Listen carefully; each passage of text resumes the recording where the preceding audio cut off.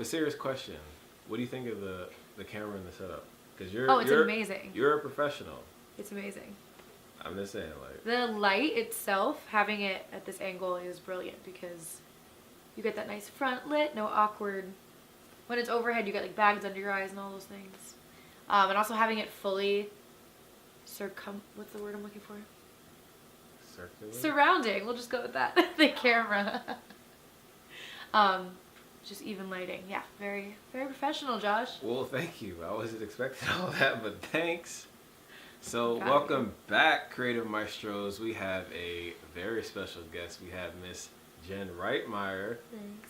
I would say in the house, but we're actually in her house. So, what's going on? What's up? What is new in your creative world? What is new is that I feel on the precipice of a lot of new beginnings. Okay. So I can't really say what's new yet, but I feel a lot of things are going to be born soon. Oh. Yeah. I like 2018 is just coming in. I feel it. You guys feel that? Like Jen is just vibrating that creative spirit. Do you feel that essence? Getting it from you though. That's what I'm here to help you guys. Like everybody. Like we all have that. Remember that. And with Jen, we're gonna discover how she shows it in a multitude of different ways. Coming up.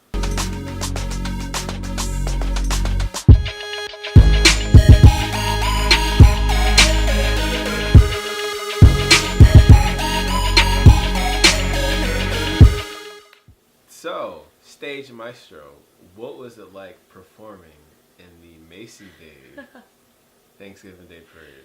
It was invigorating. It was very surreal. Kind of in the moment, it didn't feel... I was like, okay, I'm standing on 34th Street, Herald Square.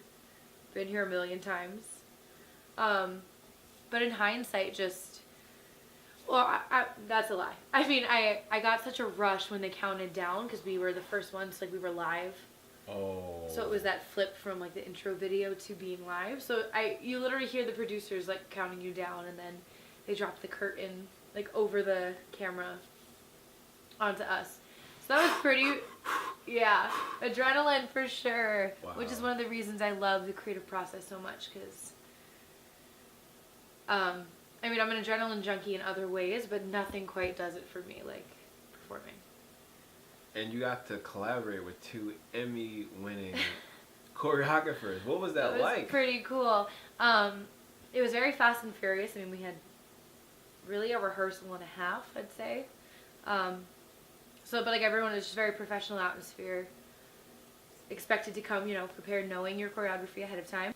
So what I appreciate the most about the thespian community is that you guys completely know who you are, because in order to portray someone else, you have to know who you are or you're going to get lost in that person. What I'll kind of say in a bit of an adverse comment to that though is, while I do feel like I know who I am, I feel like I find bits of myself in the characters I portray. Which is even cooler, right? Right. Like Yeah. with every character I get to take on, I grow a little bit. And it's just that study, and there's sort of a humanity quality to doing that, because you really have to be able to sort of psychologically set yourself aside and step into someone else's shoes. And that's such a healing thing. Wow, okay. Because it's like, okay, maybe Jen wouldn't do this, but what would this character do? And like, how do I find a thought process so I can make that real? Because if I'm being, especially with stage acting, I mean, there's just such an emphasis on the continuity of a storyline. Because like, you're not taking takes, you're going straight through your show. Correct. I mean, and so I feel like it's definitely a different thing than TV and film, but like when you're on stage living that storyline from start to end, you have to be in that character and committed to their universe. So for me, that's been, it's incredible. It's the closest thing we have in this lifetime to really being in another person's shoes. It's true, and you guys master that. Like it sounds like a lot of fun, and because it's work, but it's so worth it. Right. Like, how cool is that? And you're doing what you love to do. Yeah. One of my favorite things that all of my teachers from college would say is that, I mean, you have to do the work, but then once you do the work and you have it so ingrained in your body and your mind and soul, and then they're like, throw it away. Like, now just like you've done the work, you know, you've put yourself in this character's shoes, you're in this universe, now throw it away and just play. Just be the character. And like that's when you let your creativity flow. It's sometimes also, I think people think that creativity means not that it means lack of work, but I think sometimes people who are from a more logical, structured side of thinking, they but I've experienced times where people think creativity is just like play or fun, and like it is, but there's so much more to it than that. It's an art. So it's an art. You gotta be a scientific artist. Scientific artist, yes, Josh, yes.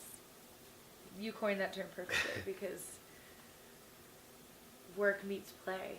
And then by doing this, which you already love, you get to unlock other parts of yourself. So these characters that you speak of portraying, because obviously they're designed to have bits of all of us inside them already. Right. But you actually get to, like you said, put the shoes on of that person. You get to breathe like that person and get to think about and see the world like that person. That's what I love about performing, especially with musical theater, because you're already stepping into that character in the sense of like, how do they move, how do they think, how do they feel, how do they laugh, how do they move about in space, like what nuances do they have. And then when you get, I think just because I was a musician first too, like when you get music involved in that too, and you think about how does this character sing. Right, like it's an amazing opportunity to have, to be able to create in that sense, because it's just. I love that you said that word opportunity. Like every really opportunity is a moment to create, but especially on stage. Mm-hmm. Especially when you're doing a show and you have to do multiple shows a week, and it's how do I keep this new and fun and creative and fresh. And if you want to think about it from a sort of like Rick and Morty perspective, I'm going there. If you were to replay this universe over and over again, it's like, okay, maybe on this day this character would have reacted slightly differently. So like each moment you have on stage really just have to be fresh. It's like, and that's that thing again of once you do the work, you can throw it away because you know I've absorbed this character so much I can step into their world every single day. Ooh. And live that day the way Jen would, and like not every one of my days is the same. So that's really cool, because over this last month of December, when we first launched our YouTube channel, we have a Maestro of the month, and this month it was Nikola Tesla. Yeah. So basically, yeah, he's amazing. Was, but is. Yeah, right. Still is. His work still lives. And he was able, and I was able to basically study him, and then I would start thinking like him, and then I would start making discoveries in the same manner that he did, simply by thinking like he did. And I feel like that's one of the coolest part about being an actor, is that you get to do that. Like, you're portraying some of these amazing people, and a lot of them actually stays with you after the production is over. Oh my gosh, there is such a thing as post-show depression, because really, when you have to leave that character, it's like I have found such a place for you in my heart, and when it's time to part ways, I mean, it really is like disbanding a relationship in a sense. So you guys have to like break up basically. Kind of. I mean, when I'm really emotionally attached to a character, like it's even just in college doing scenes, but just like from one scene, like sometimes you just get so invested in a character, and but that's the beauty of it, is you learn from those characters, and like even though they're fictional people, you put the life into them to teach yourself lessons. Right. Sort of. And I mean, after a while, when you're going over the character's thoughts in your head, you're still having a conversation with that character and yourself. Precisely. So you're still meeting tons of people, even in your endeavor into your passion. Yes. That's pretty cool.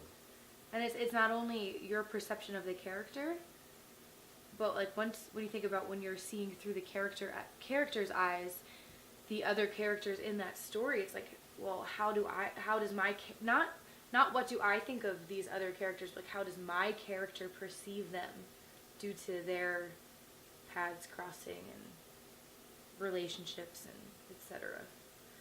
So it really is just that added perspective of like compounding, like I'm in my character's lens, therefore how do I see other people?